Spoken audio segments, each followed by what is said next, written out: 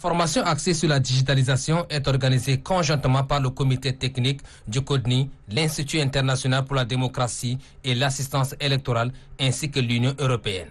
Elle a permis de renforcer les capacités des journalistes des différents organes de presse. Déjà, la rencontre a été d'une importance majeure. Dans les recommandations, les récipiendaires s'engagent pour la réussite du dialogue national inclusif. Pour gagner le pari, ils misent sur le respect des fondamentaux de leur métier. Le chef des cellules communication du CODNI, Hassan Sila Bakari, met l'accent sur la responsabilité sociale du journaliste. Les débats que vous avez eus, aussi bien en plénière que dans les travaux du groupe, les échanges fructueux dont vous vous êtes mutuellement enrichis, prouvent à suffisance que vous avez cerné l'importance du digital dans la réussite du dialogue national inclusif.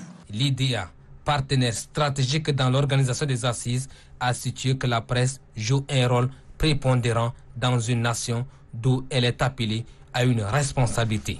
La communication, les médias en ligne dominent aujourd'hui la fabrication du savoir, la transformation du savoir, la transmission du savoir. Tout cela aujourd'hui est rendu de manière puissante à un niveau jamais égalé, justement par la force de la communication digitale. Dans le même ordre d'idée, le président du comité technique du CODNI, Ndjek Goltar Armand, confie que la réussite de cette grande messe nationale nécessite aussi l'implication des hommes des médias. Les médiums devraient faire attention pour que la tourmente ne soit pas créée à quelque niveau que ce soit. Mais s'il y a quelque chose qui soit écrit, que cette chose-là puisse renforcer l'espérance des Tchadiens que nous sommes. Mettant un terme aux assises, le délégué sénégalais du gouvernement auprès de la commune de N'Djamena, Brahim Seyd Mamad, a félicité les participants qui ont manifesté un intérêt particulier sur la digitalisation.